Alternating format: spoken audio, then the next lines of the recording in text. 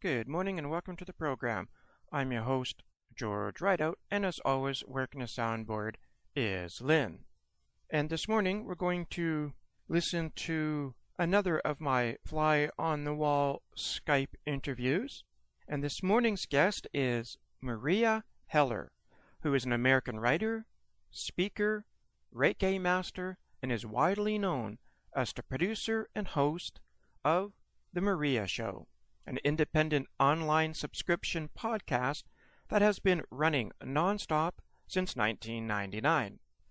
The Meria Heller Show specializes in hot topics that are outside the scope of most mainstream media news sources. And that's kind of why we thought it would be an interesting sharing with a similar type theme, maybe. I just thought it would be interesting to speak with a colleague who is kind of on the same wavelength of myself. And the story, she's had such a varied and long career in both her spiritual development and her interview skills. I thought it would make for an interesting and thought-provoking experience. So here is my Skype visit with Meria. Enjoy. Oh God, don't even get me started. I know. It's been an ass-kicking one. I know, jeez. So let me ask you this. Is this regular radio? Yes, it is. But we are, of course, streamed on the net. It's a community/university station. Uh-huh. So it's not a commercial station. I still consider it a regular station. We really don't have much commercials. We have a few PSAs, but that's it. Mm-hmm. Good. I don't have any commercials either. I know. Isn't that great? Yes, it is. That's what separates us from the rest. Sure does. And I tell you, the first time I interviewed David Icke, he sent me a couple of tickets, and I just happened to be, I got a good friend that used to live close to Seattle. So we went and saw him, and there was a woman filming from some station in Vancouver, and she was telling me that they wouldn't even, she's trying it again because she said the first time I tried to have David on the program, they wouldn't even let me. And that was the first time that I kind of personally saw what the difference was between, because I'd started the show in BC from a different community station, and we had full reign of doing whatever we wanted. So I was like, what? People choose your guests and then tell you who you can and can't have on. And well, that's why I quit regular radio. Yeah, that was shocking. I was like, oh, what? Yeah, I know. It's ridiculous, but that's part of their mind control program. Yeah, that's for sure. Right. So maybe, cool. If it turns out well, then I might ask you to give me permission to re-air it on my site. You don't even need it. I will tell you right now. Do it. Okay. I have no problem with that. Oh, okay. Cool. So maybe then we should start at the beginning. Tell us a little bit about yourself, how you came to be on one of the, if not the, longest-running internet radio sites. All right. When you say tell you about myself, you're talking about my radio self? Let's actually start at the beginning. Let's start where you grew up. Oh, okay. Well, I grew up in Brooklyn, New York. I grew up in the 1950s. Hard to believe, looking back. I grew up in a Catholic Italian neighborhood. I realized by the time I was 4 or 5 years old that we certainly weren't living the way that the Creator intended us to, with all the concrete and people living in apartments on top of each other. And longed for a way out. I said, there must be a way out of here, and I have to find it. It took me a mere 40 years to find my way out of New York out to Arizona, which was, in those days, 20 years ago, the wide open spaces, which it no longer is. And my whole spirituality just continued developing as I went along. I met a wonderful teacher named Sun Bear, and it was the first time I really found something I could latch onto, which was the medicine wheel and Native American spirituality. Just made sense to me. And through series of coincidences, of course there are no coincidences, I found myself in radio about 13 years ago.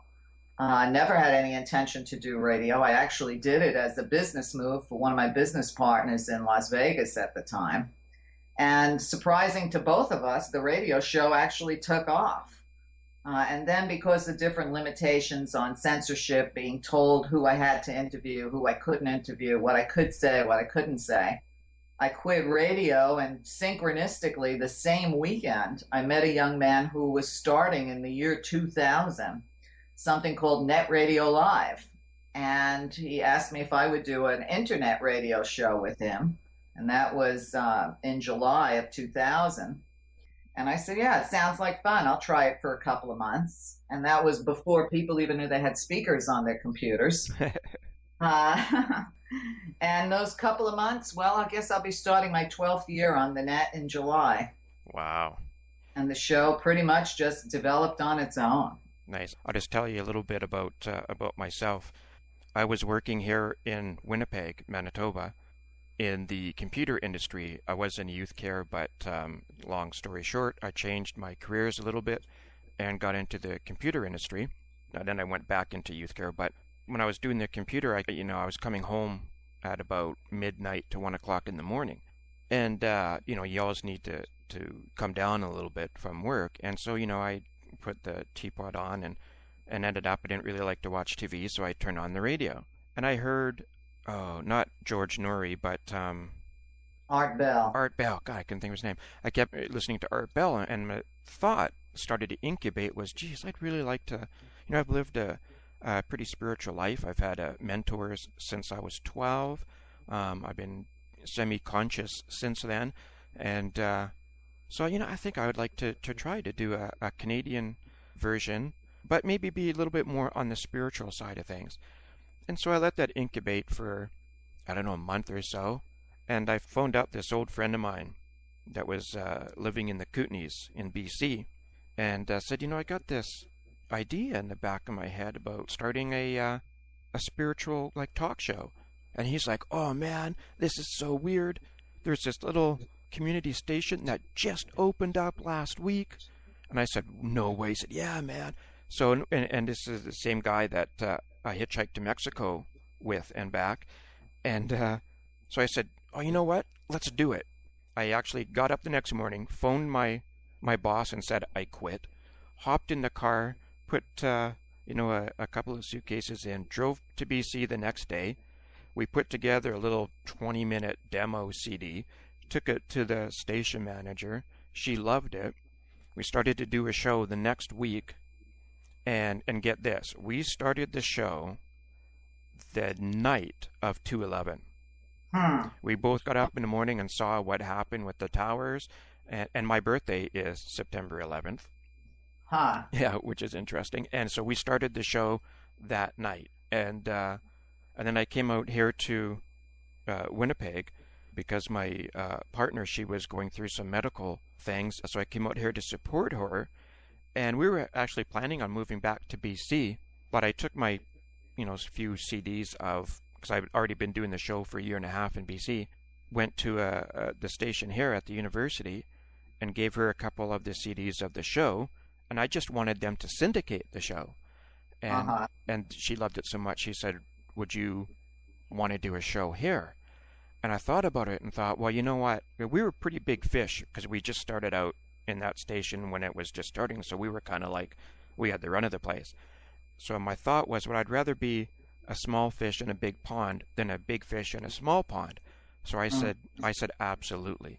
And I asked my friend whether he wanted to come out, because I wanted to offer him that as well, and said, hey, do you want to come out here? And I got offered to do the show here in Winnipeg. He declined, and so I changed the name, and Sacred Space was born. So I've been doing it here in Winnipeg now for about 8 years. When you were talking about coincidence, there being no coincidences, that is a good story to illustrate that. Absolutely. Well, when I was younger, I used to say I go wherever spirit drags me, kicking and screaming. Yeah. Then as I got older, I realized I wasn't being dragged at all, but pointed in the right direction. So I stopped saying that. Yeah, that was the one thing that kind of kept coming at me as I was prepping for this. That there's a number of similarities between us. I think we would get along very well together it's interesting how similar that we are.